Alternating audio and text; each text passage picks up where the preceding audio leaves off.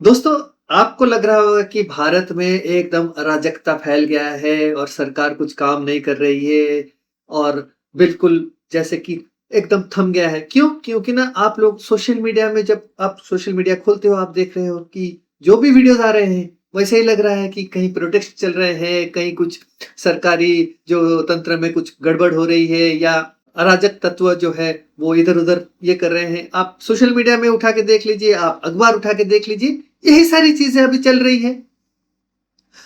लेकिन इसके पीछे एक अदृश्य जो है ताकत वो काम कर रहा है। कैसे काम कर रहा है, कौन कौन इस पे इन्वॉल्व है, सारी चीजें जो है इस वीडियो में मैं आपके सामने अभी प्रस्तुत करूंगा।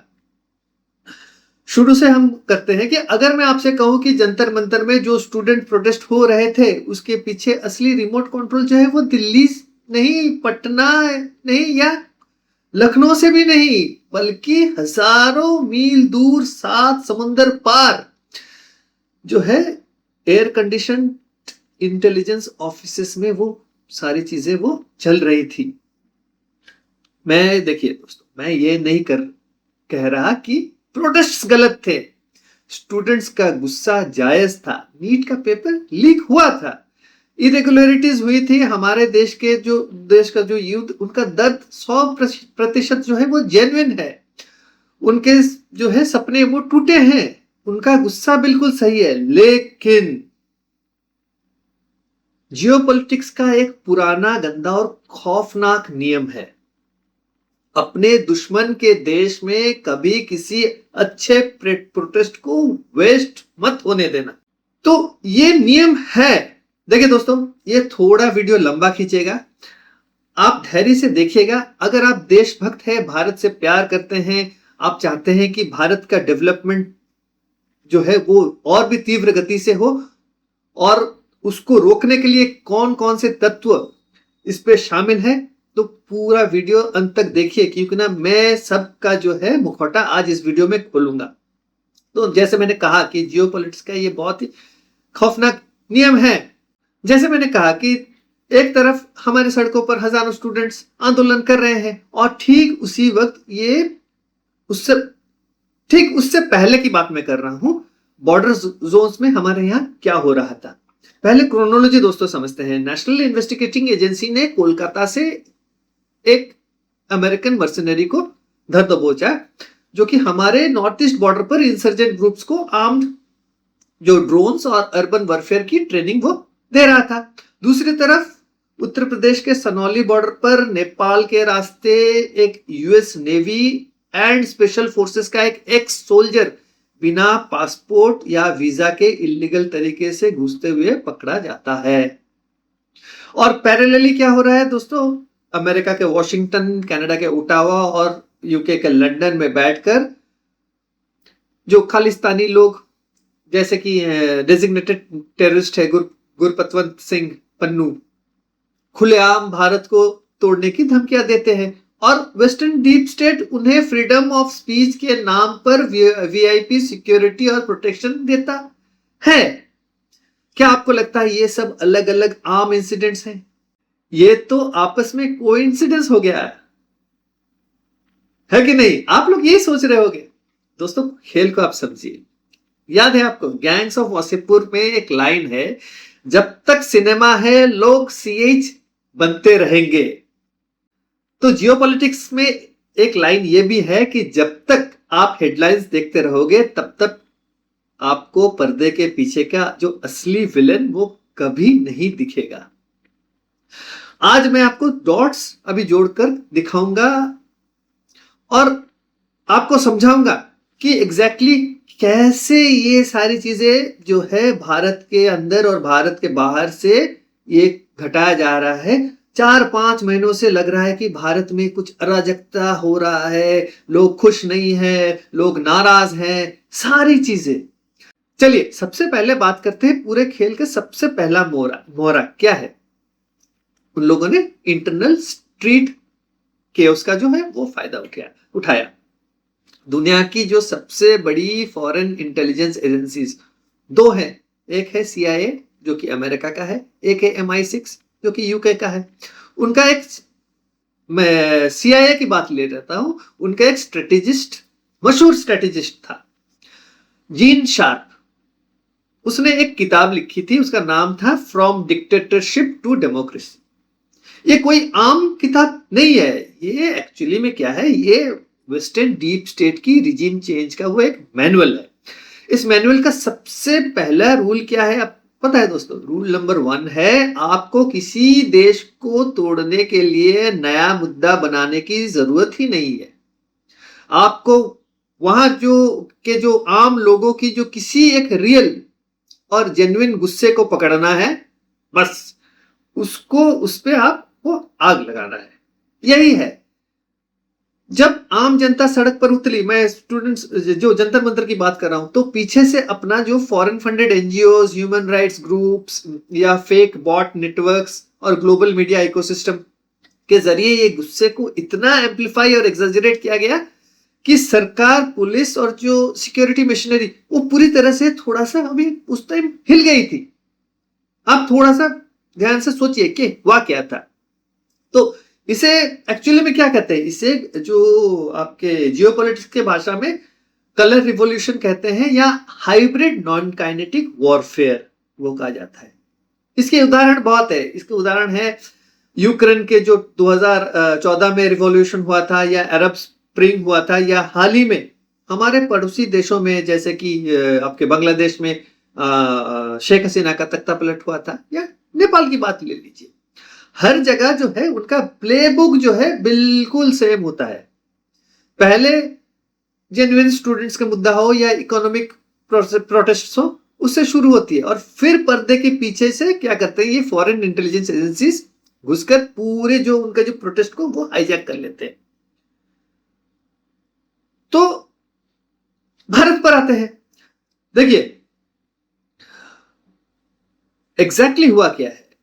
भारत तय कर रहा था कि FCRA जो the foreign contribution regulation act को उसको बदलना है। जो एनजीओ को फंडिंग होती थी उसकी सारे हिसाब किताब और जो पैसे आते थे क्रिश्चियन मिशनरीज को, उनके अगेंस्ट जो है एक कानून लाया जाए, उसको रेगुलेट किया जाए कि भैया जो हिसाब तुम पैसे लाओगे कहां से आ रहा है, उसका क्या खर्चा कर रहे हैं, उसका हिसाब चाहिए।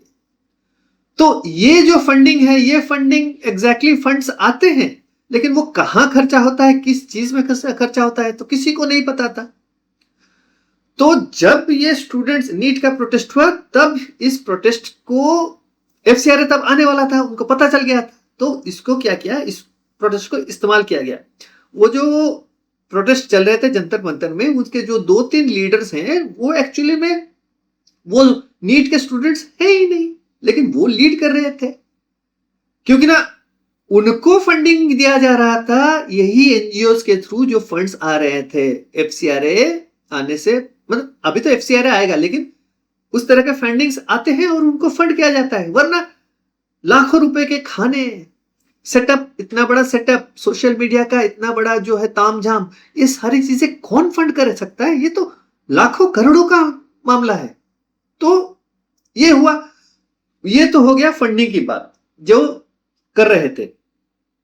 लेकिन साइबर इंटेलिजेंस एनालिस्ट ने देखा कि 2 बजे, रात के 2 बजे जब पूरा भारत सो रहा होता है, तब जो है सोशल मीडिया पर अचानक हजारों जो फेक बॉट अकाउंट्स वो एक्टिव होते हैं।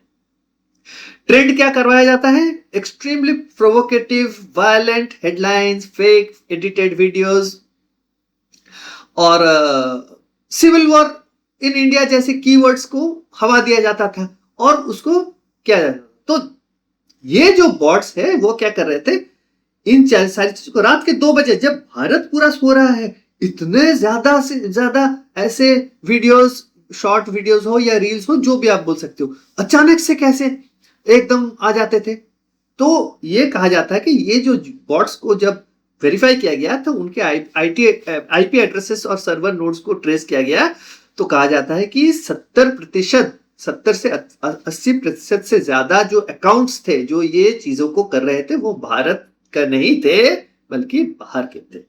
इनके सर्वर्स चल रहे थे आपके Europe, north America, middle east, अलग अलग VPN लोकेशन से।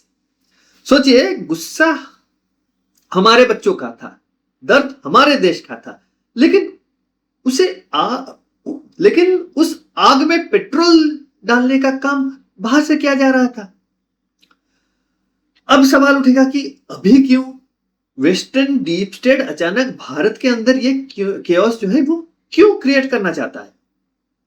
देखिए, ये जो बॉट अकाउंट्स जो है ना, सिर्फ एक छोटा सा हिस्सा है। असली खेल तो उस ऐप के अंदर हो रहा है जो आपके हाथ में है। आते हैं इस पूरे 360 डिग्री सीज का सबसे खतरनाक और हिडन वेपन पर। ये वेपन किसी बॉर्डर पर नहीं, बल्कि आपके हाथ में जो आपने पकड़ा हुआ है ना 6 इंच का एक स्मार्टफोन का स्क्रीन, उस पर अभी चल रहा है। देखिए, आपने कभी सोचा है कि जब भी हमारे देश में कोई जेन्युइन प्रोटेस्ट या इश्यू होता है तो जो रील्स हो या शॉर्ट्स हो या जो एक्स के ऊपर अचानक अलग अलग ऐसे क्यों लगता है कि जैसे एकदम से अचानक एक आग फैल गया? क्योंकि ना फॉरेन एजेंसीज क्या करती है ना, वो लोग देखिए युद्ध ओपनली कोई युद्ध नहीं करेंगे, जरूरत ही नहीं है। उनको एक ऐसा वेपन मिल जाता है कि जो 24 घंटे में आपकी जेब पर पड़ा जो है मोबाइल फोन, उसके थ्रू वो वेपनाइज किया जाता है। वो सिलिकॉन वैली का जो है एल्गोरिदम वेपनाइजेशन। देखिए, ये जो निशिकांत दुबे साहब जो है हमारे पार्लियामेंट्री कमेटी जो है सोशल जो मीडिया के जो कंट्रोल करती है पार्लियामेंट के अंदर, उन्होंने समन किया ना, प्रधानमंत्री मोदी जी के वीडियो को 5 घंटे के लिए उन्होंने ब्लैकआउट कर दिया, निकाल दिया था, अपने आप में दिखाया नहीं। लेकिन गंदे भद्दे गाली, ये सारी चीजें हर मिनट में आप जैसे ही आप स्क्रॉल करोगे, एक के बाद एक, एक के बाद एक, एक के बाद एक, भारत को गाली देना, नरेंद्र मोदी जी को गाली देना, हमारे लीडर्स को गाली देना, लोगों को गाली देना, मीडिया को गाली देना, ये सारी चीजें। लेकिन ये सब चीजें क्यों? इसका गेम्स आप समझिए।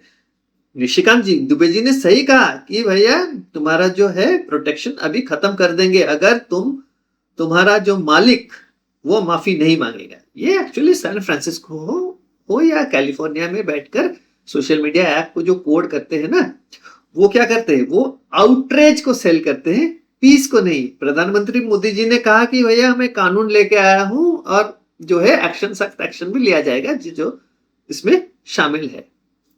तो उसको बंद करा, लेकिन जो गाली बक रहे थे उसको चलाया। तो अगर आप कोई एक काम फैक्चुअल न्यूज डालोगे तो एल्गोरिदम उसको सिर्फ 100 लोगों को दिखाएगा। लेकिन आप कोई वायलेंट वीडियो या कोई एक प्रोवोकेटिव जो एडिटेड क्लिप देश बर्बाद करने पे जो है उस पे डायलॉग डाल के या हेडलाइन डाल के आप डाल दोगे तो एल्गोरिदम क्या करता है, उसको 5000 लोगों को दिखाएगा और 5 गुना स्पीड से दिखाएगा। फिर 5000 से 10,000, फिर लाख, 2 लाख, 5 लाख, 5 लाख, 10 लाख, फिर बढ़ता जाएगा। क्योंकि जो आपको जो है ये सारी चीजें पसंद है, या आपको वो ऐसे ट्रेन कर रहा है आपके ब्रेन को कि आप उस पर उसी को आप देखना पसंद करोगे। क्यों ना? अच्छा काम न्यूज आपको अच्छा नहीं लगता है।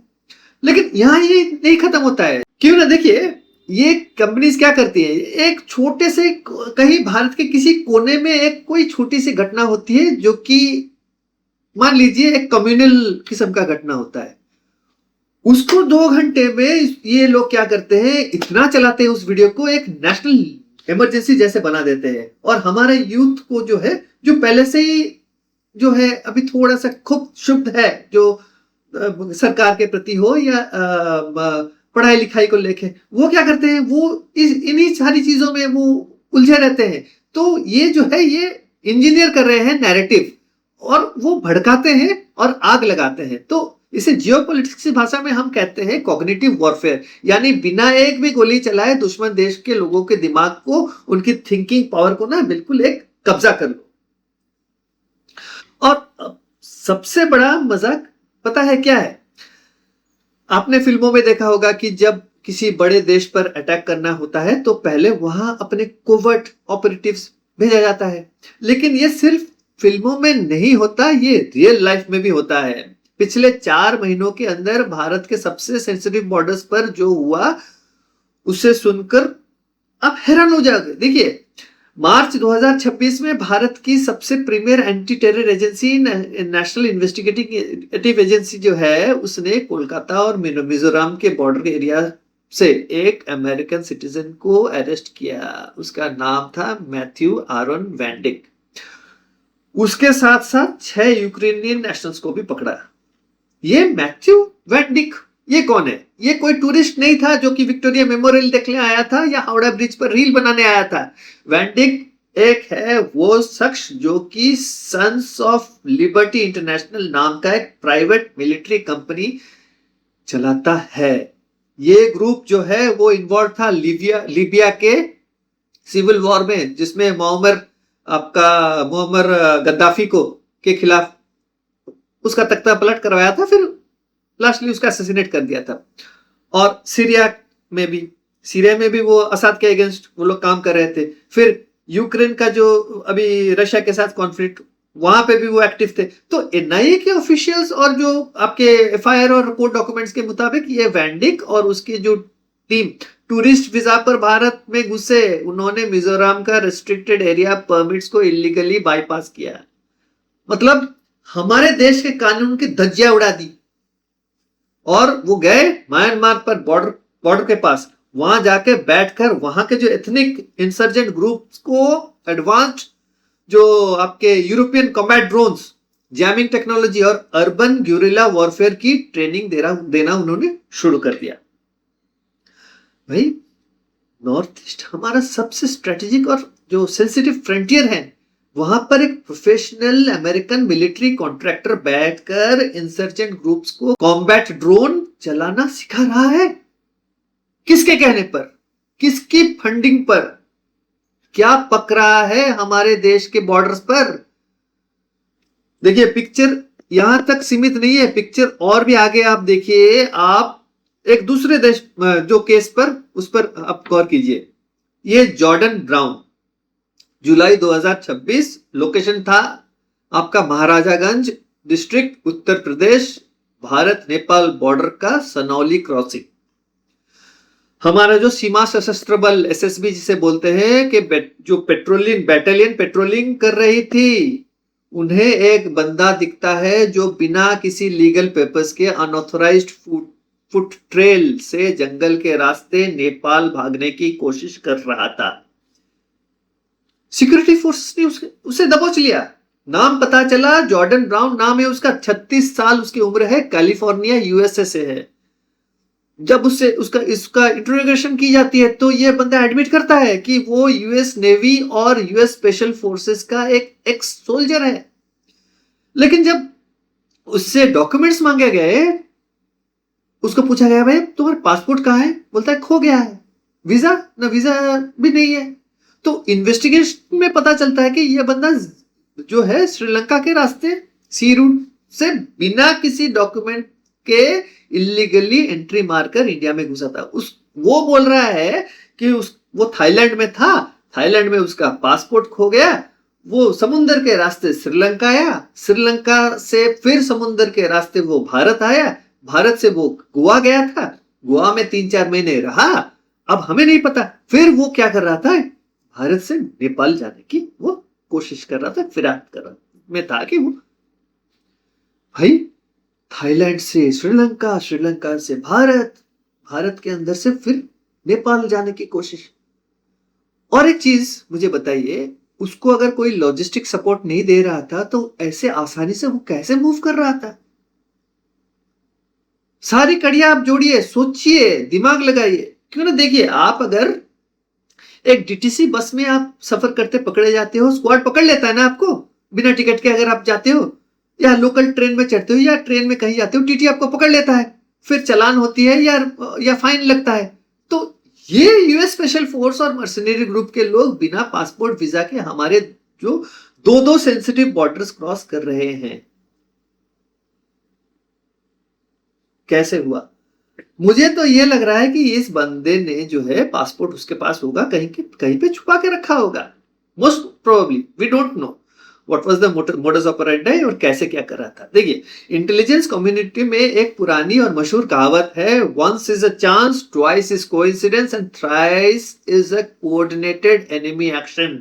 इसका मतलब एक बार एक चांस हो सकता है, 2 बार कोइंसिडेंस हो सकता है कि हाँ मान लिया कि ऐसे हो गया, लेकिन तीसरी बार जब होता है ना तो एनिमी एक्शन एकदम कोऑर्डिनेटेड एनिमी एक्शन है। पहला, मैथ्यू वनडे का नॉर्थ ईस्ट में ड्रोन नेटवर्क तैयार कर रहा है, फिर जॉर्डन ब्राउन नेपाल बॉर्डर पर पकड़ा जाता है।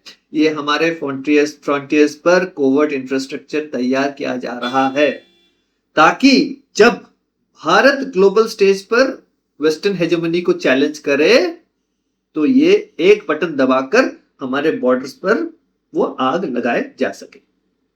ये मंसूबा है उनका। तो आप में से बहुत सोच रहे होंगे कि भाई जो तुम कह रहे हो वो सुनने में तो किसी हॉलीवुड थ्रिलर जैसा लगता है। क्या सच में अमेरिका की सीआईए भारत के अंदर इतना बड़ा ऑपरेशन चला सकता है? क्या हमारी इंटेलिजेंस एजेंसीज के अंदर उनका पेनिट्रेशन हो सकता है? आपको लगता है ये सारी चीजें मैं जो बोल रहा हूं ये कॉन्स्पिरेसी थ्योरी है? तो चलिए मैं आपको हिस्ट्री के पन्नों से एक ऐसा डॉक्यूमेंटेड ऑथेंटिक सच बताता हूं जिसे सुनकर आपके होश उड़ जाएंगे। साल 2004 रिसर्च एंड एनालिसिस विंग का जो हेडक्वार्टर्स नई दिल्ली में, रॉ जिसे बोलते हैं, ये हमारी एक्सटर्नल इंटेलिजेंस एजेंसी है। उस वक्त R&AW के सीनियर ऑफिसर थे, एक उनका नाम था रविंदर सिंह। वो जॉइंट सेक्रेटरी थे, डेकोरेटेड ऑफिसर थे, आर्मी से रिटायर्ड थे, बहुत ही ट्रस्टेड थे। लेकिन R&AW के जो काउंटर इंटेलिजेंस विंग को शक हुआ कि ये जो रविंदर सिंह है ऐसे टॉप सीक्रेट न्यूक्लियर डिफेंस और जियोपॉलिटिकल जो फाइल्स है वो जेरोक्स कर रहा है, जिनके उसके डिपार्टमेंट से कोई लेना है देना ही नहीं था। तो R&AW ने सीक्रेटली रविंदर सिंह पर जो है सर्वेलेंस लगा दी। उसके घर में बग्स फिट किए, उसकी गाड़ी और फोन्स को मॉनिटर किया गया, और जो सच सामने आया उसने दिल्ली के जो पावर कॉरिडोर्स में एक भूचाल जैसा बना दिया। तो रविंदर सिंह को जो है he had been recruited as a CIA mole inside research and analysis wing। वो CIA के लिए एक डबल एजेंट बन चुका था, और भारत की जो सबसे कॉन्फिडेंशियल फाइल्स लैंगले, जो लैंगले वो जगह है वॉशिंगटन डीसी से थोड़ा बाहर की तरफ वर्जीनिया में, लैंगले जगह है CIA का हेडक्वार्टर्स, और वो ये सारी कॉन्फिडेंशियल फाइल्स लैंगले भेज रहा था। लेकिन असली खेल तब हुआ जब रिसर्च एंड एनालिसिस विंग वो अरेस्ट करने वाले थे।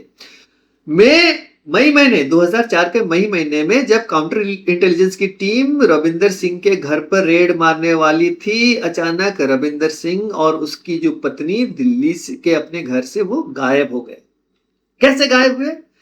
ये this was a CIA executed exfiltration operation, जो आप फिल्मों में देखते हो ना कि एक ऑपरेटिव को कैसे बाहर निकाल के ले जाते हैं या एजेंट को बाहर निकालते हैं, ये वही कहानी है एग्जैक्टली, ये रियल लाइफ स्टोरी है।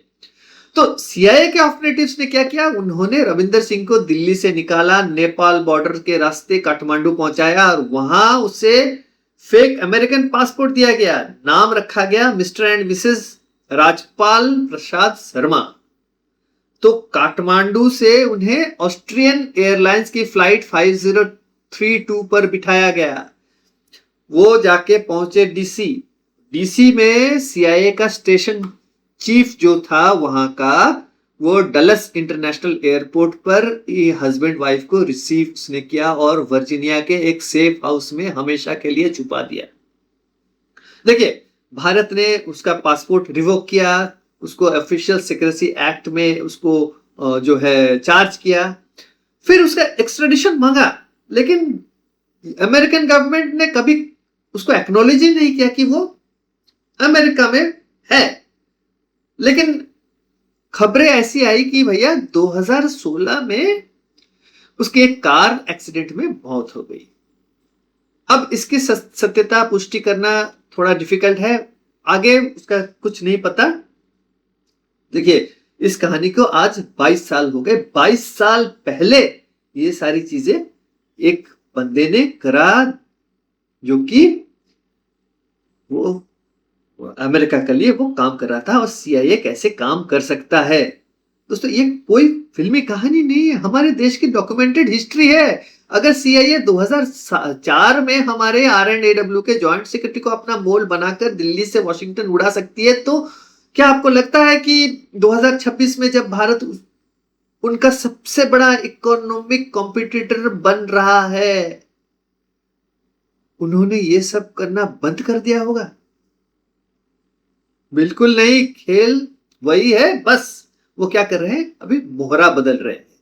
अब क्या हुआ है, अब जो है भारत के जो आम नागरिक वो भी जागरूक हो रहा है, तो वो भी अभी सोच रहा है कि मेरा देश इतना डेवलप कर रहा है, मुझे अभी चौकन्ने रहना है कि देश के खिलाफ कौन कौन जो हमारे अगेंस्ट साजिश रच रहे हैं। तो ये जो है, इसीलिए अब लोगों पे नजर रखना शुरू कर दिया है आम लोगों ने। भूल जाइए अभी हमारे जो इंटेलिजेंस काउंटर इंटेलिजेंस सर्विस जो है, लोग वो तो 24 घंटे 24/7 365 डेज, वो अलग बात है, वो नजर रखे हुए हैं। इसीलिए तो अभी गोरों को भेजा जा रहा है ये सारी चीजें करने के लिए, कि उन्हें हायर करना मुश्किल हो गया है। और जो है माइनॉरिटी कम्युनिटी के लोग अब पूरे रडार में है, तो उनको हायर करना इतना आसान भी नहीं है। तो जियोपॉलिटिक्स का असली जो 360 डिग्री चेस बोर्ड क्या है, अब मैं आपको समझाता हूं। वेस्टर्न डीप स्टेट अकेले काम नहीं करता है, उनके पास एक अलायंस है, और उसे क्या बोलते हैं हम, फाइव आइज अलायंस बोलते हैं। यानी अमेरिका का CIA और NSA, ब्रिटेन का MI6, आपका कनाडा का CSIS, ऑस्ट्रेलिया का ASIO और न्यूजीलैंड। तो आप अक्सर सोचोगे कि भाई ये कनाडा, USA और UK जैसे देश जो है ये खालिस्तानी टेररिस्ट हो, ये फॉर एग्जांपल मैं दे रहा हूं, ये Gurpatwant Singh Pannu, six for justice वाला बंदा, वो तो एक डेजिग्नेटेड टेररिस्ट है, उसको वो लोग क्यों नहीं पकड़ते हैं? पन्नू तो खुलेआम सोशल मीडिया पर वीडियो डालकर एयर इंडिया के प्लेन्स को बॉम्ब कर से उड़ाने की धमकी देता है, भारत के डिप्लोमेट्स के पोस्टर लगाकर उन पर बाउंटी वो रखता है, रिपब्लिक डे पर दिल्ली में दंगे करवाने के लिए स्लीपर सेल्स को पैसे भी वो बांटता है। तो आपको लगता है कि US की FBI और कनाडा की जो CSIS को पता नहीं है कि पन्नू कहां बैठा है? उन्हें सब पता है।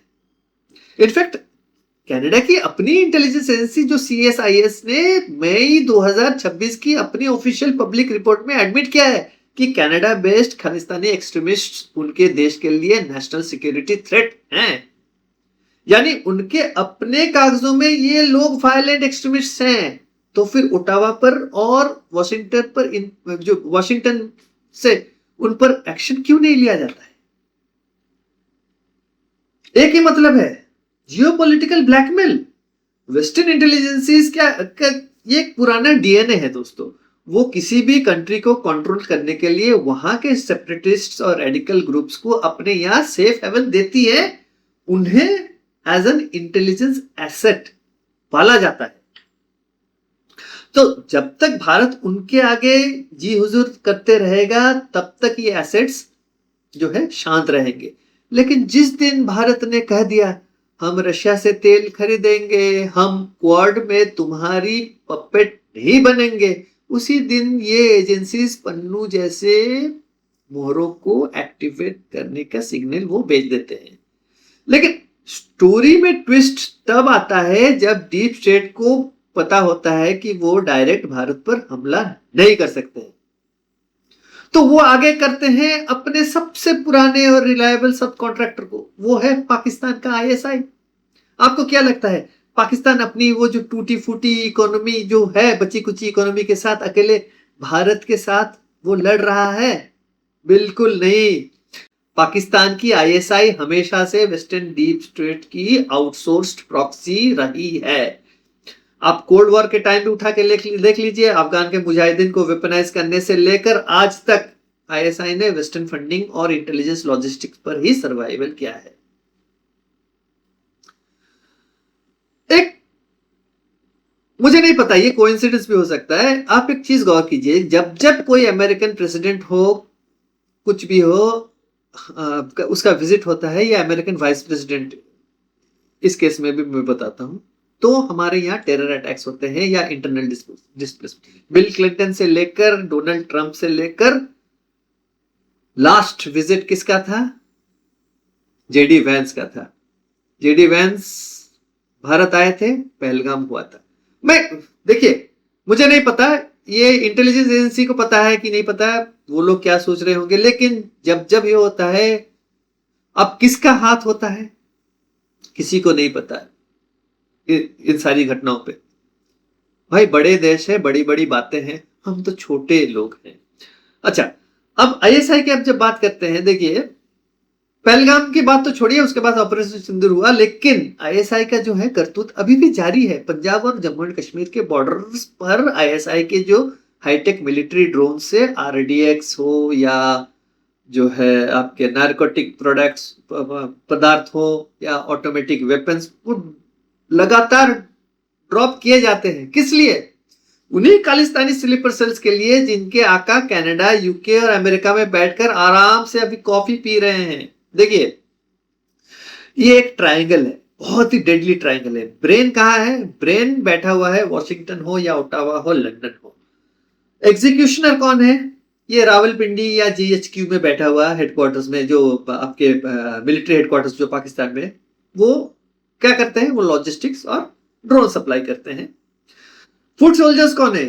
फुट सोल्जर्स हैं radicalised youth in Jammu and Kashmir हो या पंजाब हो, उनको रेडिकलाइज किया जाता है, उनको कैनन फॉडर की तरह इस्तेमाल किया जाता है। लोग समझते नहीं है कि भैया भारत के जो यूथ को ये लोग बिगाड़ रहे हैं, वेस्टर्न एजेंसीज जो है, डीप स्टेट, वो बिगाड़ रही है।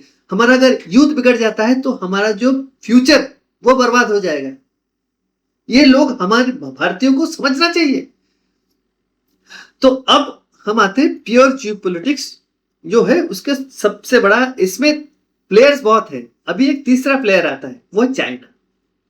चाइना हमेशा से लगता है चाइना को कि भारत उसका बड़ा कॉम्पिटिटर है, लगता है। तो मैं अगर उदाहरण भी दे दूं तो जंतर मंतर के प्रोटेस्ट में चाइना का भी बड़ा हाथ है, योगदान है उसको भड़काने में।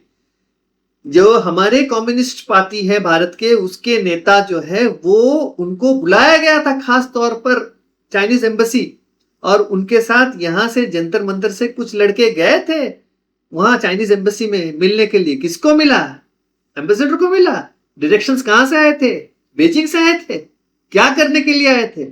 वहां से आने के बाद और भी तेज हुआ। तो फंडिंग चाइना से भी होती है। तो देखिए, जब वेस्ट भारत पर डिप्लोमेटिक जो प्रेशर वो बना रहा होता है ना, और पाकिस्तान जो बॉर्डर पर ये जो हरकतें करता है, तब बीजिंग क्या कर रहा होता है?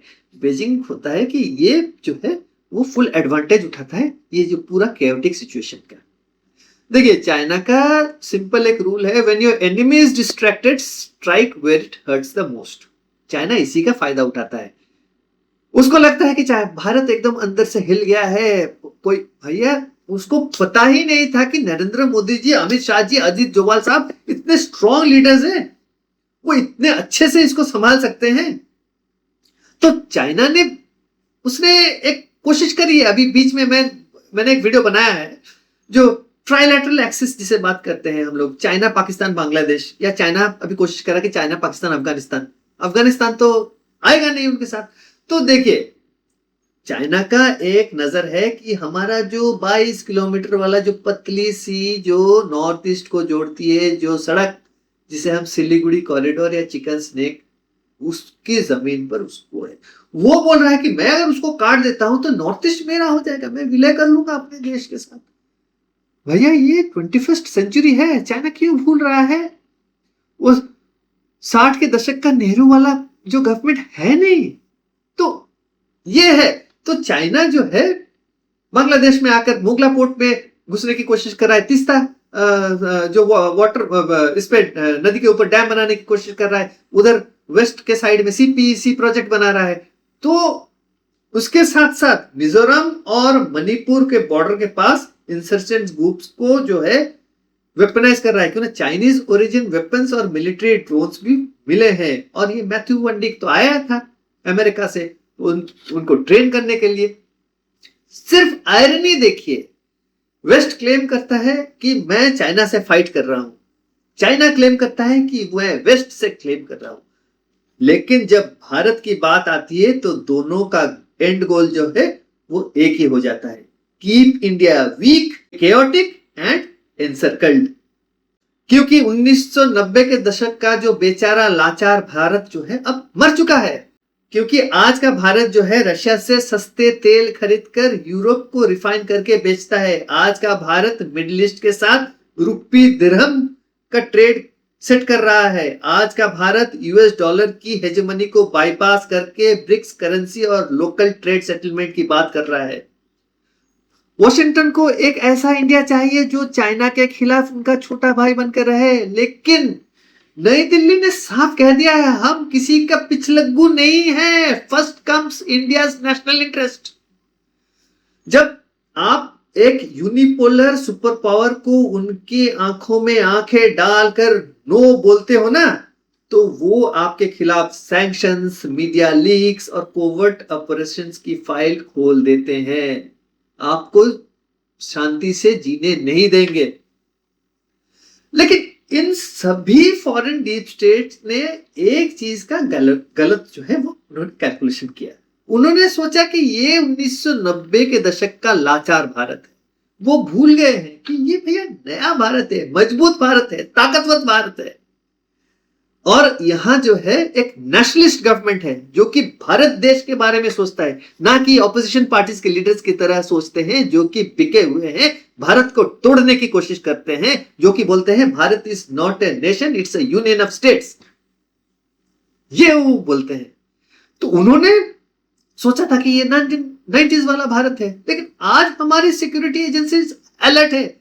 तभी मैथ्यू वैन डिक कोलकाता में धर लिया जाता है और जो है ये जॉर्डन ब्राउन यूपी बॉर्डर पर दबोच लिया जाता है। आज हमारा लीडरशिप फॉरेन प्रेशर के आगे नहीं झुकता।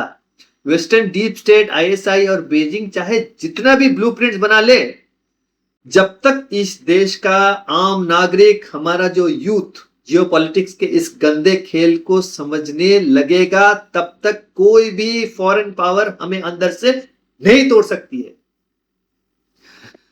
आपका सबसे बड़ा हथियार है अवेयरनेस एंड विजिलेंस। इस वीडियो को हर उस भारतीय तक शेयर करो जो हेडलाइंस के पीछे का सच नहीं जानता, जो सिर्फ न्यूज डिबेट्स के जो नॉइज सुनता है पर डीप स्टेट गेम को नहीं समझता। चैनल को सब्सक्राइब कीजिए, वीडियो को लाइक जरूर कीजिए और कमेंट बॉक्स में अपनी आवाज बुलंद करके लिखिए भारत माता की जय। तो मिलते हैं अगले वीडियो में, तब तक के लिए जय हिंद, वंदे मातरम।